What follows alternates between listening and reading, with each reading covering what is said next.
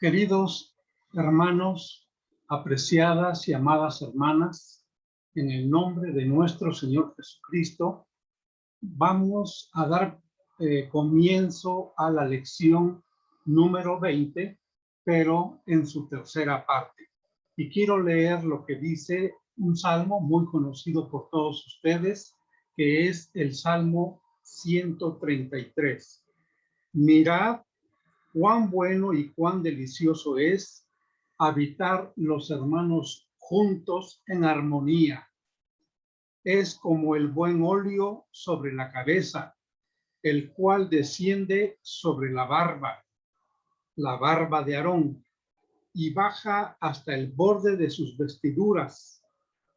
Es también como el rocío de Hermón que desciende sobre los montes de Sión, porque allí envía Jehová bendición y vida eterna.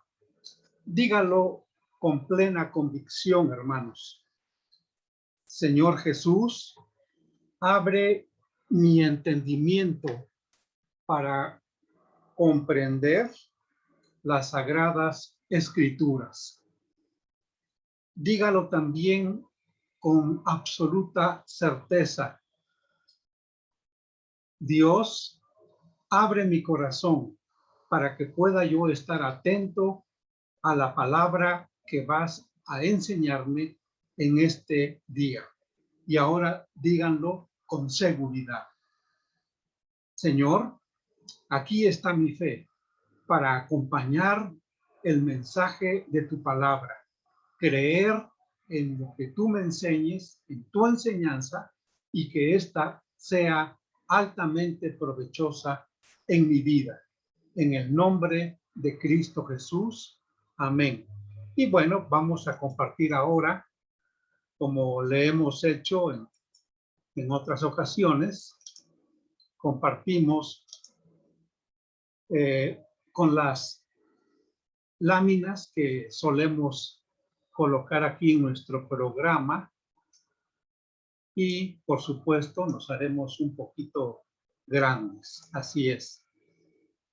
Hermanos, seguramente ustedes han notado que en la historia, como está escrita en la Biblia, en la palabra de Dios, desde la antigüedad, en los momentos más fríos en el corazón del pueblo de Dios, ya sea el pueblo de Israel, ya sea el remanente del pueblo de Israel, o inclusive en la iglesia misma de Jesucristo.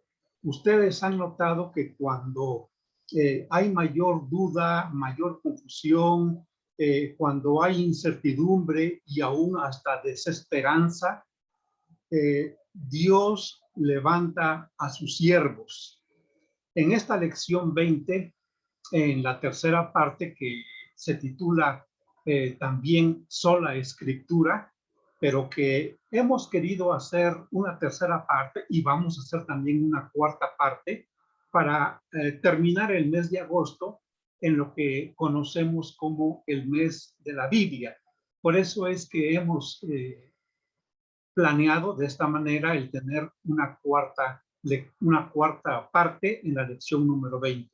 Entonces, en los momentos más álgidos en la historia del pueblo de Dios o en la historia de la iglesia, vamos a decirlo así, Dios se ha levantado con sus siervos. Por ejemplo, cuando el pueblo de Dios estaba cautivo en Egipto, ya habían pasado los años en los cuales había muerto José, y también había muerto el faraón que actuó con el apoyo de José, al cual fue nombrado segundo de a bordo, es decir, únicamente detrás de Faraón. La figura de José era también la prominente. Entonces, pasaron esos años y la generación nueva pues no conoció a José, y me refiero más que nada al pueblo egipcio.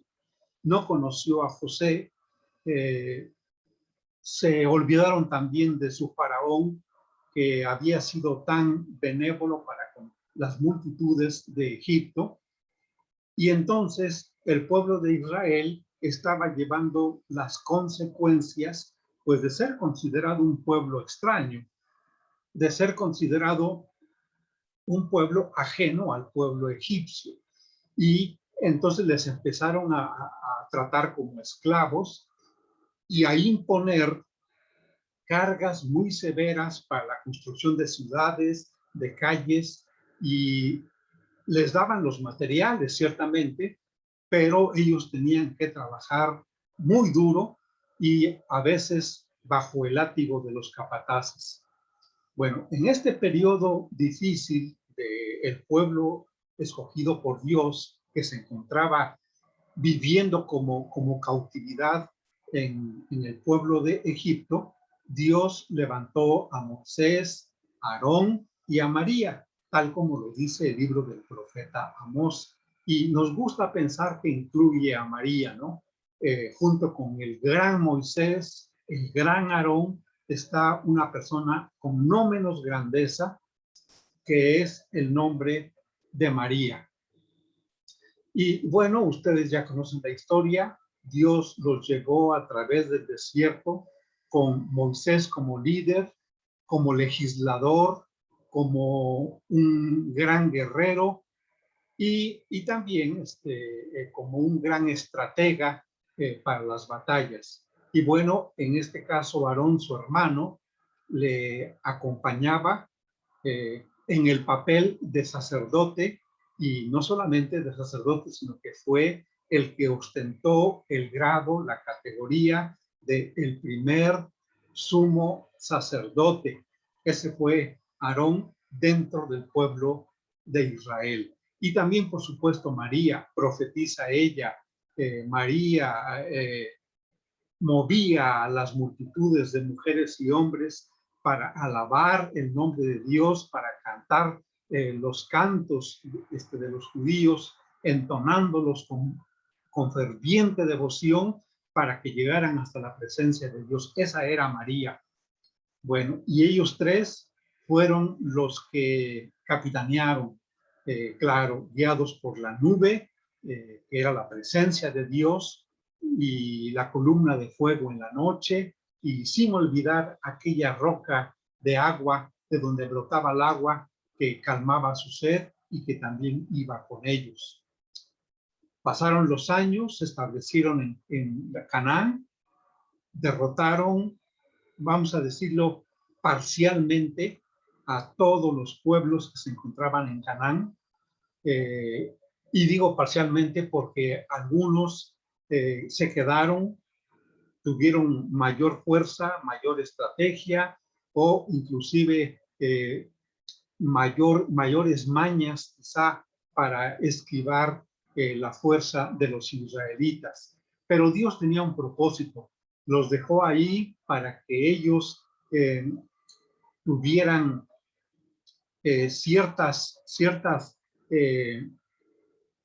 agujas, diríamos, ciertos punzones, diríamos, para que los estuvieran acicateando y Dios les mostraría de esa manera que no debían juntarse con los pueblos de Canaán por ser pueblos terriblemente viles y terriblemente pecadores. Pero por fin llegaron a la tierra prometida, se establecieron, luego vino el periodo de los jueces, claro, murió también Josué, y después de los jueces vino la monarquía, empezando con el rey Saúl de la tribu de Benjamín, y más adelante Dios se llamó a un hombre para que fuese rey, y fue el rey David, y a partir de ahí todos los descendientes de David, varones, fueron reyes.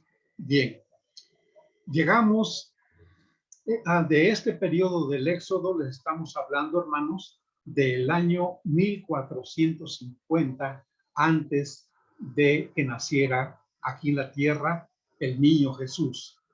Pero después llegamos nosotros a otro periodo muy difícil en la historia del pueblo de Dios, y en este caso particularmente del reino del sur, la tribu de Judá.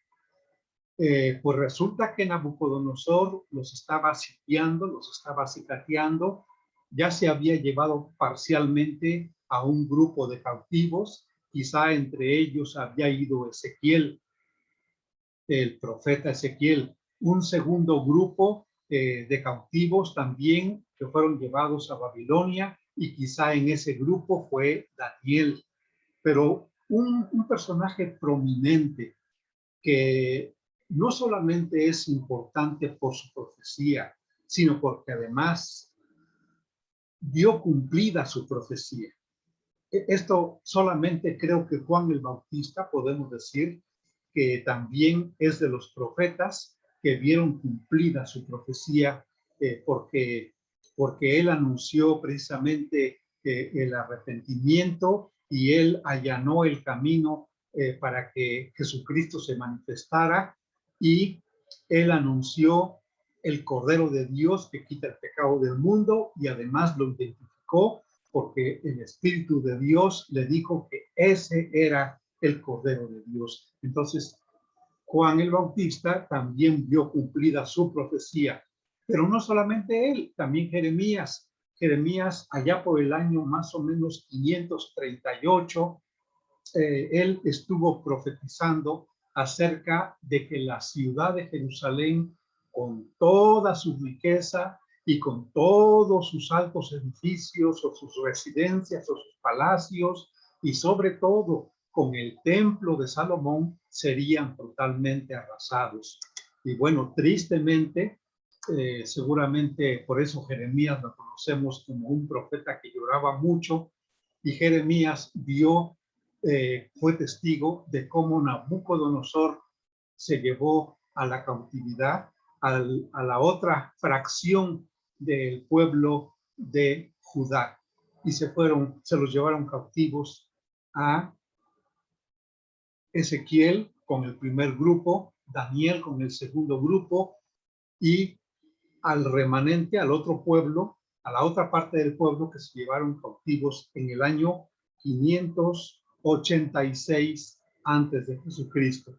Año 586, repito, antes de Jesucristo, se llevaron cautivos a los judíos para Babilonia. Ahora, pero lo que nos interesa es cómo Dios levantó a Jeremías para darles la profecía.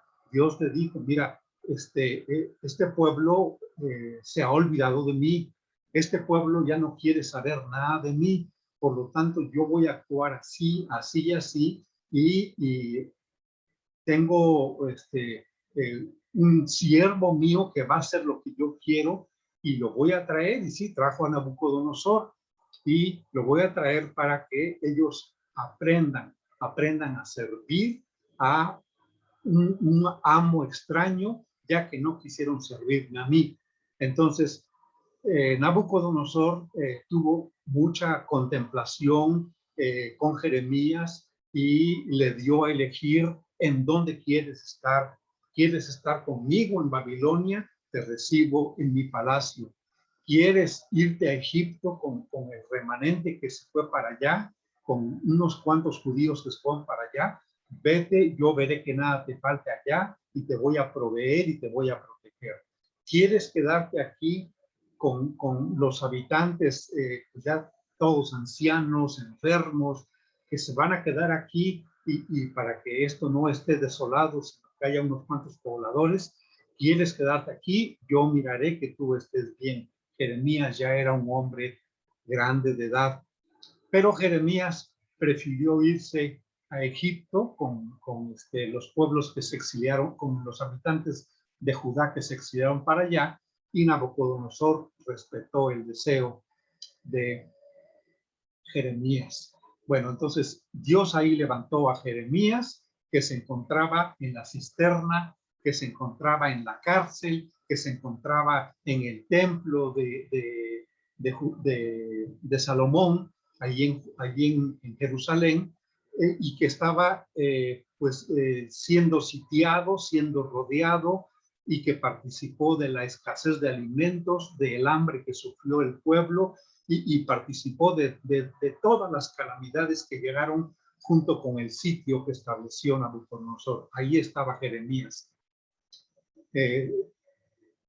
Contrario a esto, Daniel, que fue llevado cautivo en el segundo grupo, Daniel estaba en el palacio de Nabucodonosor y tenía un alto rango junto con sus 3 amigos. Y esto era así, bueno, porque Daniel decidió y se propuso en su corazón obedecer fielmente al Dios de dioses, Rey de reyes, al Señor de señores, y Dios honró a su siervo Daniel, encumbrándolo aún dentro de Babilonia y dentro del palacio del rey. Ustedes conocen la historia de Daniel, cómo interpretaba los sueños que tenía Nabucodonosor y los demás personajes que sucedieron a Nabucodonosor. Daniel estaba entonces en el palacio y Jeremías estaba en la ciudad que estaba siendo totalmente destruida. Y por otro lado, también otro gran siervo de Dios, Ezequiel. Ezequiel estaba allá junto al río Quebar, entre los cautivos, y Dios le había dicho a Ezequiel: mira, Ezequiel, yo te voy a mandar a este pueblo para que tú les hables y les digas por qué están aquí, por qué es que vinieron a esta cautividad, pero yo te estoy mandando a un pueblo que es un pueblo duro de cabeza, que duro de cerviz, duro de corazón, pero yo he puesto tu frente más dura que la de ellos. He puesto mucha fuerza en ti, mucho vigor en ti, te doy de mi espíritu para que tú les hables, y mira, y aunque no te quieran oír, de todos modos tú les hablas. Es importante que ellos sepan que mientras estuvieron cautivos, hubo un profeta en medio de ellos, y así te quieran oír o no te quieran oír, yo te estoy mandando a un pueblo que es testarudo, un pueblo que es duro de corazón, pero tú me obedecerás a mí. Tú harás lo que yo te diga y tú les vas a hablar. Ustedes pueden leer también la historia de Ezequiel en el libro del profeta Ezequiel, y se van a dar cuenta cómo en cierta ocasión él estuvo desnudo, acostado sobre su lado izquierdo, ante una maqueta que él hizo de la ciudad de Jerusalén, que Dios mismo le mandó, y que después la destruyó. Y también antes de eso, ustedes van a observar cómo en cierta ocasión Dios le dijo: quiero que delante de todo el pueblo te prepares tu torta y tu alimento, pero vas a cocinarlo y no vas a usar ningún combustible como la leña o como las varitas, o no vas a ocupar madera, vas a ocupar estiércol humano. Y entonces Ezequiel le dijo: Señor, pero yo nunca he comido cosa inmunda. Bueno, está bien, haz a un lado el estiércol humano, pero vas a usar estiércol de animal. Bueno, así la pasaba Ezequiel, y todo eran ilustraciones, metáforas, enseñanzas para el pueblo que estaba cautivo allá en la segunda parte, o la primera parte que llegó a la cautividad, y en donde iba el sacerdote y profeta Ezequiel. La cautividad duró 70 años, así que más o menos del año 586 al año, pues tendría que ser el año 516, aunque como recordamos que la cautividad empezó desde antes, Dios contó los 70 años a partir del primer grupo que se fue cautivo. Así que por eso se cuenta en la historia del pueblo de Israel que el regreso de la cautividad fue en el año 538, pero ya para eso habían pasado los 70 años que Dios había indicado como cautividad para el pueblo de Dios. Y hermanos, quiero que ustedes recuerden, que ustedes sepan, para el profeta Isaías, para el profeta Jeremías, para el profeta Ezequiel, el pueblo fue llevado cautivo por su ignorancia. por su ignorancia, hermanos, porque le dieron la espalda a Dios, porque se quitaron de su mente a Dios, porque hicieron a un lado a Dios, vaciaron su entendimiento, vaciaron su cerebro, vaciaron su cabeza del conocimiento de Dios. Y entonces hicieron una multitud de dioses que aún lo colocaban en el atrio que está enfrente del santuario de Dios, en el atrio donde estaba el altar del holocausto. Ahí colocaban a todos sus dioses y luego llegaban al colmo de la aberración y de la blasfemia al ponerle el nombre de Jehová a uno de esos dioses y le decían, tú eres el Dios Jehová que me sacó de la tierra de Egipto, siendo un monigote, siendo un ídolo de madera, de plata, de oro o de lo que fuera, pero a eso lo llamaban Jehová. Por eso fue llevado el pueblo cautivo por su ignorancia. Pero bueno, dijimos que pasaron los 70 años. Y entonces Dios levantó a Zorobabel y lo llevó junto con Esdras y más adelantito llevó a Nehemías para que retornara el remanente. La historia cuenta que retornaron aproximadamente 50,000 judíos y había que restaurar el templo de Salomón, es decir, hacer otro templo. Y esto quedó a cargo de Zorobabel. Había que enseñarle la ley, la palabra de Dios al pueblo judío, y esto quedó a cargo de Esdras, que era un escriba, un hombre muy talentoso. Se atribuye a Esdras el haber escrito el Salmo 119 que ya hemos platicado. Y junto con Zorobabel, con Esdras, subió también Nehemías, que tuvo en su corazón la carga de construir el muro de Jerusalén y también las puertas del muro de Jerusalén. Entonces, todo esto que era necesario en ese momento tan difícil que estaba viviendo el pueblo de Dios, el remanente del pueblo de Dios, momento tan difícil que estaban regresando desde Babilonia hasta la ciudad de Jerusalén, que estaba totalmente en ruinas, había que reedificarla. Y bueno, también pueden ver parte de la historia en el libro de Ageo, en donde se muestra una cierta actitud quejosa de Ageo en cuanto a que no le echaban ganas. Es decir, ya estaban ellos con sus buenas casas, artesonadas, estaban en confort, viviendo la vida chicha, la dulce vida, y el templo de Dios no habían puesto más que el fundamento, los cimientos, ¿no? Claro, no era una obra sencilla. Imagínense ustedes, había quizá todavía algunos jovencitos, había algunos jóvenes que regresaron en la deportación, que regresaron en el retorno a Jerusalén y que se acordaban cómo estaba el otro templo de Salomón, ¿no? Y decían, no, perdónennos, pero esto que están haciendo no se parece en nada, ¿no? Bueno, pero ahí está. Dios levantó en esos momentos difíciles en donde se requería restaurar la ciudad de Jerusalén, restaurar los muros y las puertas de Jerusalén y además enseñar la palabra de Dios, la ley de Jehová, porque el pueblo estaba totalmente descarriado. Cada quien hacía lo que quería y se habían casado con mujeres de otras naciones y bueno, grandes pecados que habían cometido aún los príncipes, los jerarcas, y todos ellos estaban en una condición totalmente deplorable en cuanto a su estado espiritual. Así que ahí estuvo Esdras, Nehemías y Zorobabel. Pasaron los años, hermanos, vinieron otros sistemas de ejércitos y de reinos.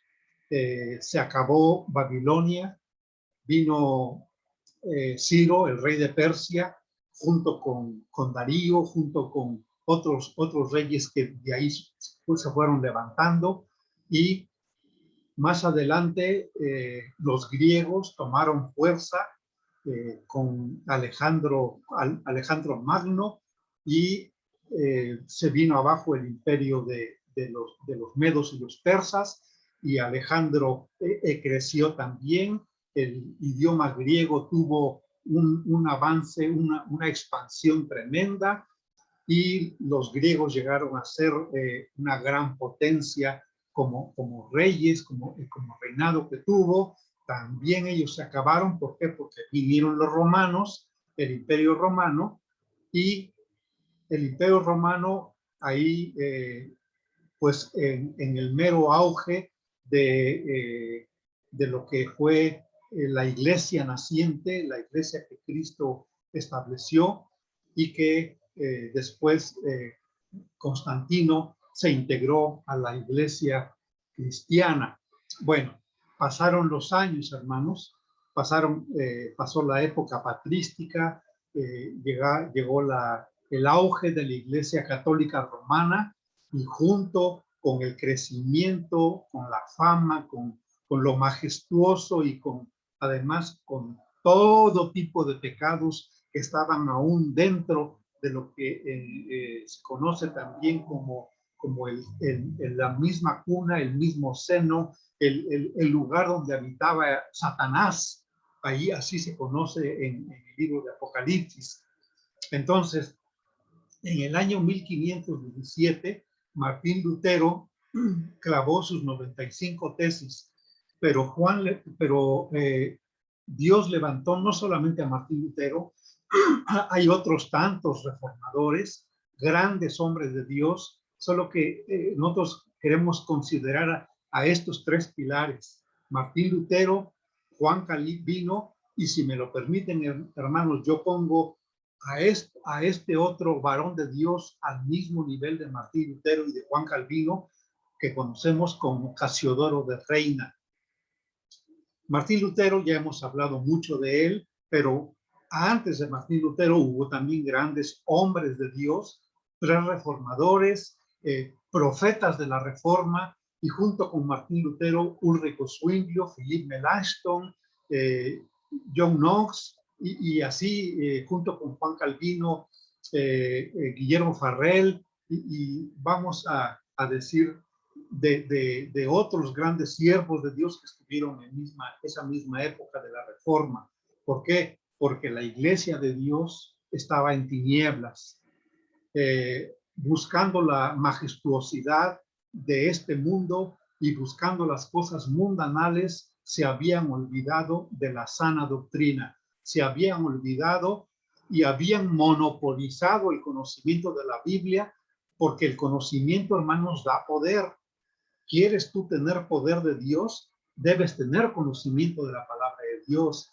¿Quieres tú tener el vigor y la fuerza de la fe de Dios? Debes tener el conocimiento de la palabra de Dios, porque la fe viene por oír, y el oír por la palabra de Dios. Entonces, cuando la iglesia estaba en penumbras, metida en una gran cantidad de tinieblas por la vileza de los pecados cometidos desde el Papa hasta el último de sus sacerdotes y curas y monjes, y en todos los lugares hombres y mujeres que estaban cometiendo la peor de las vilezas. Estaba todo en tinieblas por los pecados que cometían. Ya había un descontento, una inconformidad de todos los reinos de la tierra de Europa, y entonces Dios levantó a estos hombres: Martín Lutero, Juan Calvino y Casiodoro de Reina. Ya hemos platicado mucho de Martín Lutero, ya hemos platicado mucho de Juan Calvino, y vamos a platicar, hermanos, de Casiodoro de Reina. Pero antes, permítanme continuar con nuestro libro de quiénes somos los presbiterianos, que tiene esta enseñanza en esta lección 20, que dice que la consigna de la reforma, cuando los reformadores restauraron y afirmaron la suprema suficiencia de la Escritura, en ella se encuentra todo lo que se debe creer y hacer para agradar a Dios. El canon, dijeron los reformadores, el canon está completo. No hay más revelación divina y autoritativa que la Escritura. Es decir, aprendemos de los reformadores, hermanos, aprendemos de los siervos de Dios, líderes de la Reforma, que ellos le reconocieron como don de Dios para su conocimiento de ellos y para su corazón, el que ellos pudieran decir con testimonio fuerte y con testimonio vigoroso: no hay más autoridad que la Escritura, echándose de enemigos a todos los papas que vinieron después y a los que hubo antes, y también pues todos los teólogos de la Iglesia Católica Romana, y a los sacerdotes, a los curas. Surgió todo un antagonismo que hasta la fecha, hermanos, pues tenemos que reconocer que la palabra de Dios es muy clara cuando usamos el texto de huid de ella, pueblo mío.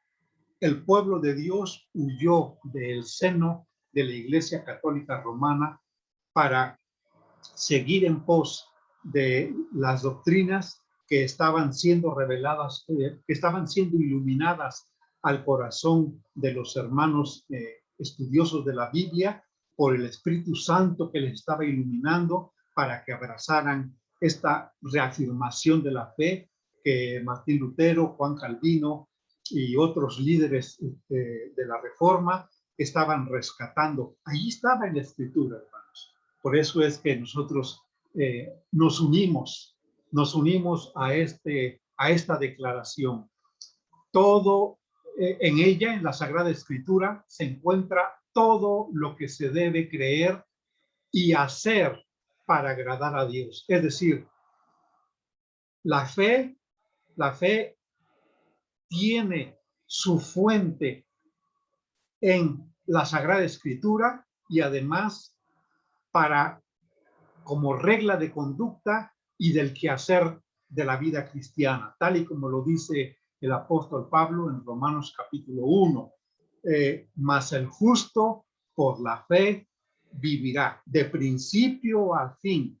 Hermanos, nosotros vivimos por la fe, y esta fe tiene su maravillosa fuente inagotable, hermanos, inagotable en la Sagrada Escritura. Así que nos unimos a esta declaración como testimonio.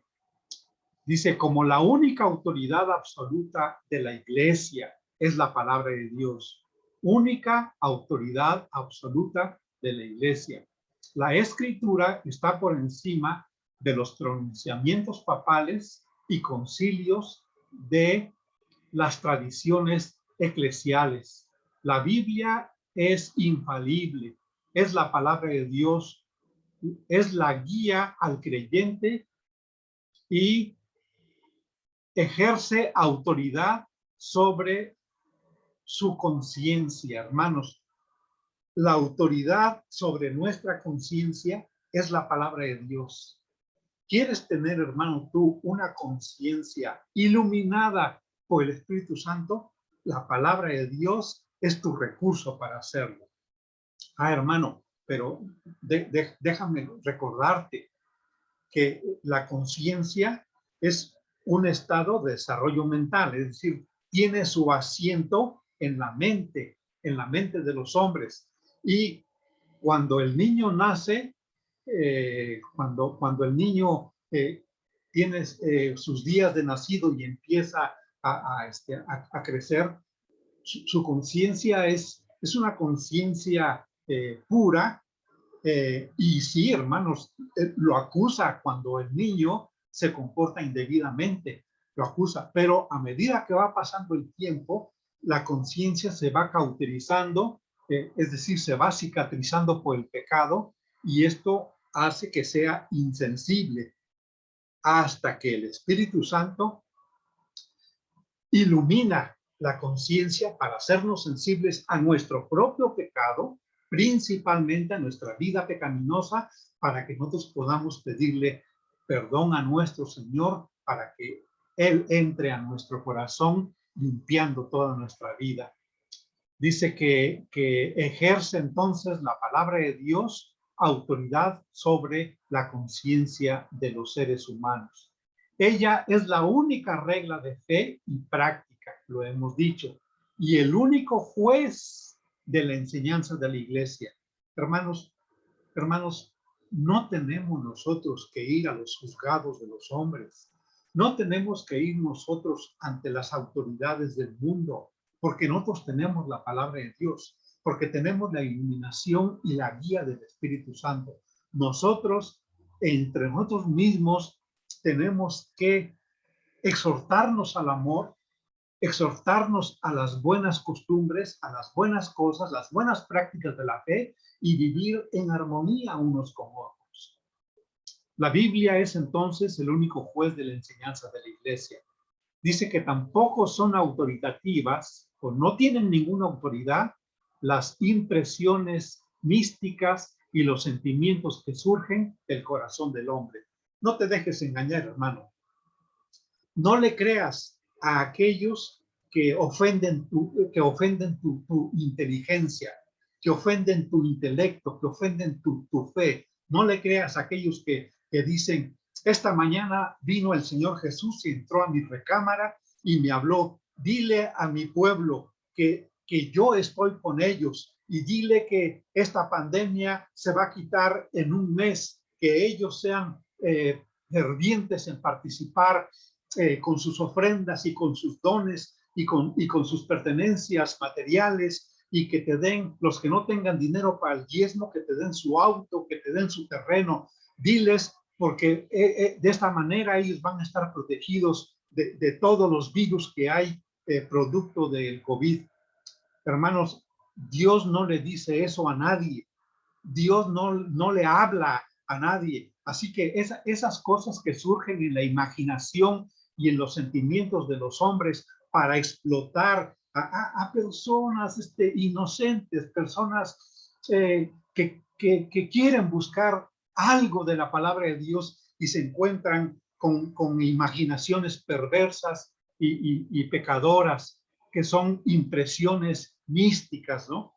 Que dicen luego, fui a los infiernos porque el poder de Dios, de su Espíritu, me llevó hasta allá para darme la palabra de advertencia, y ahí vi al Chespirito, y ahí vi a Juan Gabriel, y ahí vi a fulano de tal, y eso, hermanos, solamente cabe en una imaginación enloquecida por Satanás, solamente cabe en una mente podrida por el pecado.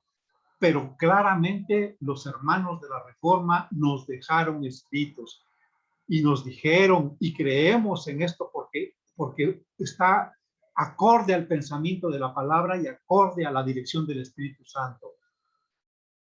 No debemos creer más que a la palabra de Dios. No hay nada, ni pensamientos, ni impresiones místicas, ni sentimientos, ni imaginaciones maquiavélicas que surjan del corazón del hombre y que se propongan estar encima de la palabra de Dios. Eso no es aceptable. Inclusive es impensable siquiera. Bien, continuamos con lo que dice nuestra lección. En oposición a que la enseñanza de la Escritura solo podía ser comunicada mediante los papas, los concilios y los sacerdotes, los reformadores sostuvieron que el Dios vivo habla a su pueblo directamente y con autoridad por medio de la Escritura. Y yo digo, amén. Sí, Señor, así es. ¿Por qué? Porque existía un monopolio. Tradujeron la Biblia solamente en el idioma latín. Entonces, quien no supiera el latín no podía conocer la palabra de Dios y tenía que solamente conocer a través de las misas, a través de las pláticas del mismo monopolio, de los que tenían monopolizada la Sagrada Escritura. Y vuelvo a repetir, hermanos, el conocimiento de la Sagrada Escritura da poder a quien lo tiene, lo entiende y además lo vive en obediencia.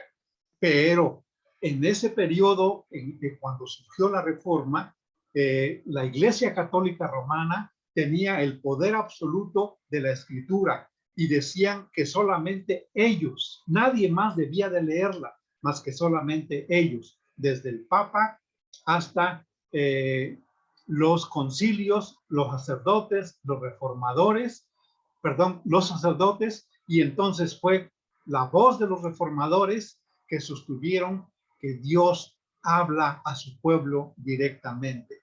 Hermano, eso ahora tú lo puedes comprobar. Pero vamos a mostrar que está comprobado en nuestra vida.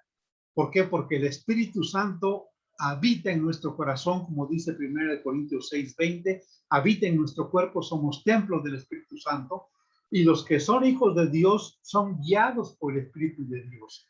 Y entonces la palabra de Dios encarna en nosotros, vive en nuestra alma, en nuestro espíritu, y nosotros por la fe en nuestro Señor, dice la palabra de Dios en Efesios 3:17, habite Cristo por la fe en vuestros corazones. Entonces Cristo está aquí en nuestro corazón porque habita por la fe que tenemos en Él. Entonces, hermanos, este es una hermosa declaración de la importancia que tenía la palabra de Dios para los reformadores y que ha quedado para nosotros hasta este momento, ¿verdad? Bueno, ahora vamos a comentar algo. Hay muchos hermanos que han escrito libros que entendemos emanan de la Sagrada Escritura y son libros que nos ayudan para comprender mejor la Biblia. Este quehacer literario que nos ha precedido y que hasta la fecha, hermanos, usted puede ir a cualquier librería cristiana y va a encontrar muy buenos libros de estudio, me estoy refiriendo a libros de estudio, no me estoy refiriendo a esos libros que hablan de cosas de la imaginación del hombre y que hablan de cosas de que tienes que entregar tus diezmos y ofrendas porque si no estás robándole a Dios. Y claro, hasta me van a decir, no, pues, ¿qué es eso? Dice la Biblia. No, hermanos, lean el contexto, por favor. Y si alguien quiere una pregunta, tiene alguna pregunta, podemos hacer un buen estudio de todo el libro de Malaquías, no solamente de un texto, ¿no? Pero dicen los que han escrito, y hay libros muy buenos, hay comentarios de la Biblia totalmente, hay concordancias bíblicas, diccionarios bíblicos, hay inclusive comentarios de las palabras, de todas las palabras importantes del Nuevo Testamento y del Antiguo Testamento en hebreo y en griego, y tenemos todas esas etimologías y estudios lingüísticos que ayudan. Pero todo este quehacer literario que nos ha precedido es un apoyo para una mejor comprensión de la Sagrada Escritura. Pero lo que debemos leer preponderantemente, primeramente, con prioridad, es la Sagrada Escritura y pedirle a Dios que nos dé entendimiento para conocerlo. Así que esto es útil, lo reconocemos, apreciamos el quehacer literario de muchos hermanos. Esto es útil particularmente y para los que desean estudiar la palabra de Dios, sobre todo cuando hay vocablos hebreos y vocablos griegos que no se repiten con frecuencia en la Biblia. Por ejemplo, miren ustedes, la palabra embrión en hebreo solamente viene una vez. La palabra indubitable en griego, en el libro de los Hechos, solamente viene una vez. La palabra pavo real que Salomón importaba, también solamente viene una vez. Esto se conoce como apas legómena. Repito, las palabras que solamente vienen una vez en todo el texto de la Biblia se conocen como apax legómena. Platicaremos en una cuarta lección acerca de este vocablo. Pero por eso es útil leer algunos libros de hermanos que conocen hebreo, que conocen griego, porque nos ayuda a comprender algunos vocablos de la palabra de Dios. Y se usa para poder determinar con mejor precisión su significado. Por eso es que yo recomiendo pues la lectura de libros de estudio para conocer más de la palabra de Dios. Y si es, por supuesto, de la librería El Faro, pues tengan ustedes la confianza de que ahí van a encontrar ustedes pues la reafirmación, la confirmación de la doctrina que viene de la palabra de Dios y de la doctrina de los calvinistas. Entonces, decimos, hermanos, no obstante, no piense quien tal hace que la Biblia ha de estudiarse como cualquier otro libro. Ajá. Esto lo digo porque hay algunos hermanos que dicen que tenemos que aprovechar todas las herramientas y ponerle todo nuestro entusiasmo y estudiar así la Biblia. Hermano, tú podrás tener ante ti el libro más fascinante que existe en la tierra. Podrás tener un libro que te cautive y que te traslade a otro mundo por ti desconocido. Es un libro que te atrapa porque dice lo que tú tantas veces quisiste decir. Te identificas porque describe una y más veces las circunstancias que han rodeado tu vida. Su contenido te subyuga y también subyuga, a mucha gente. Y y un gran número de ejemplares se han vendido en el mundo y eso te cautiva totalmente. Te podrás acercar a ese libro tan emocionado, tan reverente, que te parecerá un sueño el que tú puedas leerlo. Podrás inclusive desbordarte en una actitud de amor tal que creas que es lo más sublime y grandioso para depositar en él tu alma. De esa manera puedes tener un libro que tú quieras mucho. Podrá influir en tu vida y hacerte el hombre más rico del mundo. Pero una cosa tengo que decirte, hermano. Ningún libro del mundo te puede dar la vida eterna. ¿Verdad? Ningún libro que no sea la Biblia, la palabra de Dios, te puede dar la vida eterna. Solo la palabra de Dios. ¿Por qué? Porque Dios es la vida, hermanos. Porque Dios es la vida y su palabra es vida. Y Jesucristo lo dijo en el Evangelio según San Juan capítulo 6. Las palabras que yo os he hablado son espíritu y son vida. La carne para nada aprovecha. Solamente las palabras que yo les he dado, dijo Jesucristo. Y el apóstol Pablo, por eso nos recuerda en sus escritos y nos dice que si nosotros antes conocimos a Jesucristo según la carne, ya no le conocemos así. Hermanos, si antes de ser nacido de nuevo, tú ya oías hablar mucho de Jesucristo, ibas a la iglesia, te memorizabas un texto, cantabas los himnos y todo, etcétera, etcétera, etcétera. Pero antes de el momento en que tú realmente conociste a Cristo, ahora ya no lo conoces como lo conocías antes, ¿eh? Porque antes no eras hijo de Dios, ahora eres hijo de Dios. Y Cristo, y nuestro Dios es tu Padre, y Jesucristo es tu Salvador. Hermanos, creo que ya vamos a tener que terminar.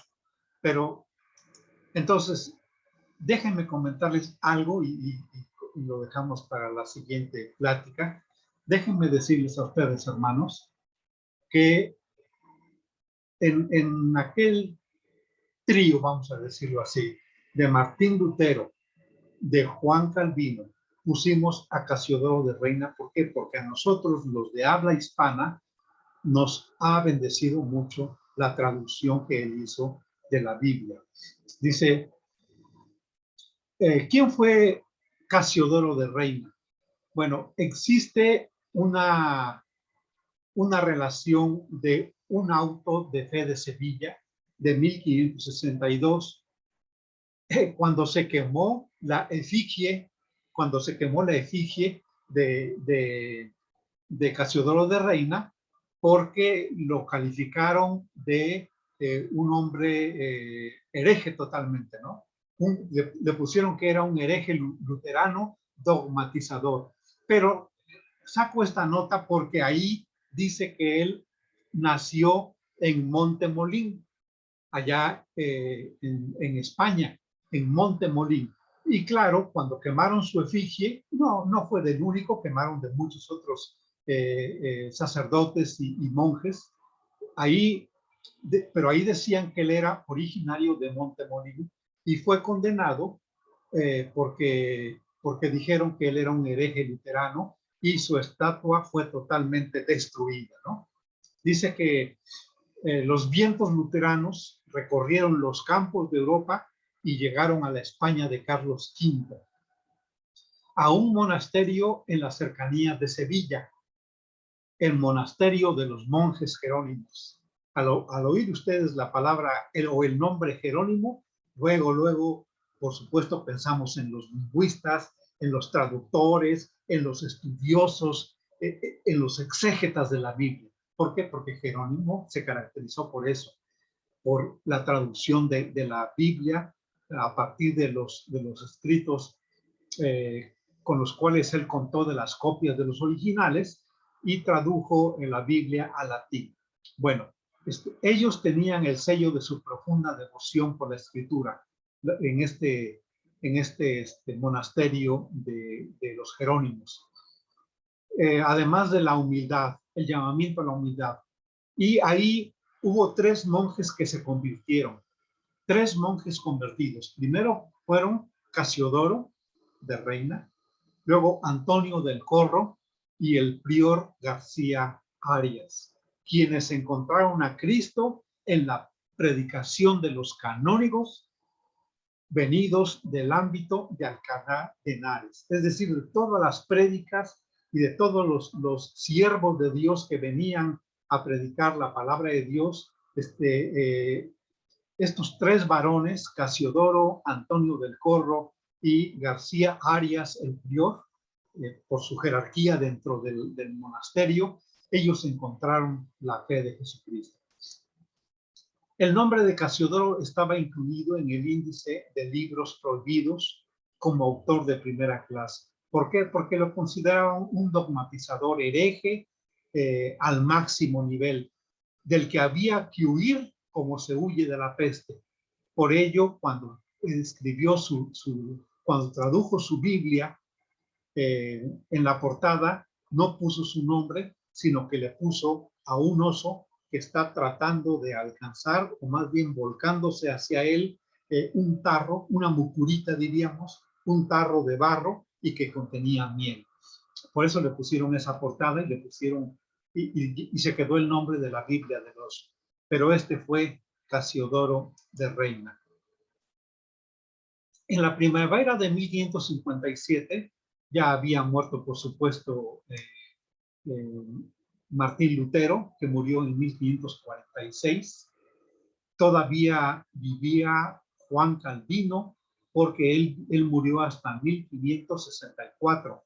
Entonces, en la primavera de 1557, junto a la evidencia de la necesidad imperativa de huir por parte de Casiodoro, si quería salvar sus vidas, porque había crecido el deseo de no callar más, de no mantenerse dentro del closet como cristiano, de no fingir más, de no disimular más. Casiodoro inició su escape de las garras de la Inquisición y desde entonces vivió perseguido hasta el final de sus días. No era un cualquier monje, hermanos. Este hombre era a la altura de cualquier otro sabio de esa época, conocedor de las lenguas bíblicas, es decir, del hebreo, del arameo, del griego, pero además conocía el latín, el alemán, el francés y el inglés.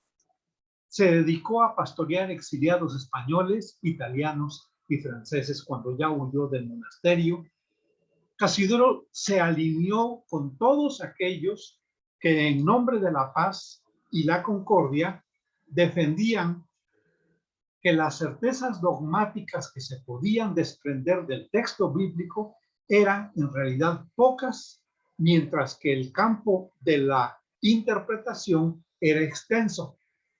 Es decir, los criterios que debían regir eran el amor cristiano y la paz. Esto aparejado con el Sermón del Monte, que tanto le gustó a Casiodoro de Reina y que era de su estudio particular, y tantos mensajes que él predicó acerca de las hermosas enseñanzas del monte, del Evangelio de Mateo, como estándar de conducta moral. Es decir, yo lo he planteado como el carácter que debe tener el cristiano, todo Mateo 5, 6 y 7, el carácter del cristiano habitante del reino de nuestro Señor, ¿no?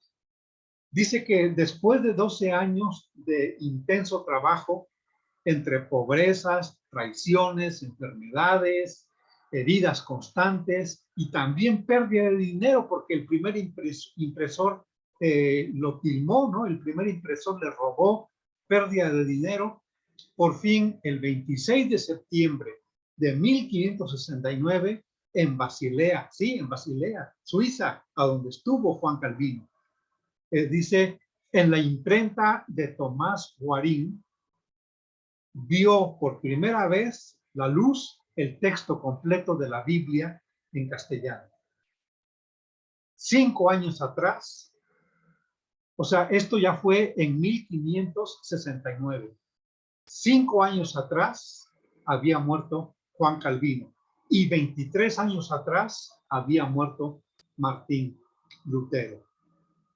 Entonces, toda esta carga que Dios puso en el corazón de Casiodoro de Reina desde la primavera de 1557, cuando él conoció como un viento fresco todo lo que venía de los escritos de Martín Lutero, de Juan Calvino, de Ulrico Zwinglio, todo eso que llegaba a todos los monasterios. Entonces ahí Casiodoro de Reina conoció la fe en Jesucristo, y en 1569, después de muchas peripecias y de muchas vicisitudes, se publicó en la imprenta de Tomás Guarín la Biblia que conocemos como la Biblia del Oso. Entonces, hermanos, aquí vamos a dejarlo. Vamos a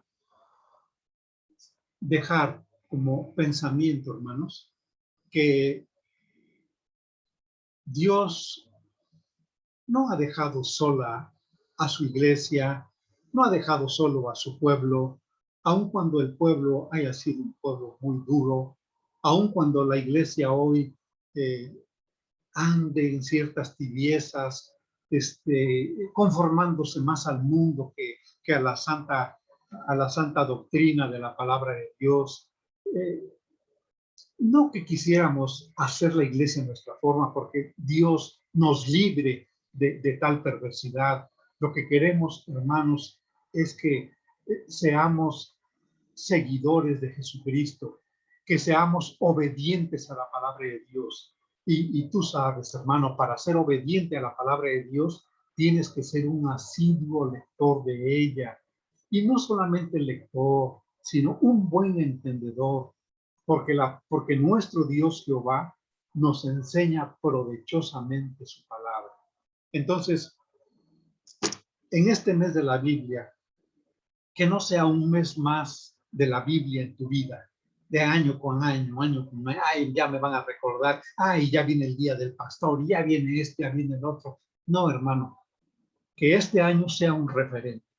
Te propongo que a partir de este día, tú marques en tu Biblia la fecha que estamos a 25 de agosto, que tú marques en Génesis capítulo 1, que tú empieces a leer la Sagrada Escritura.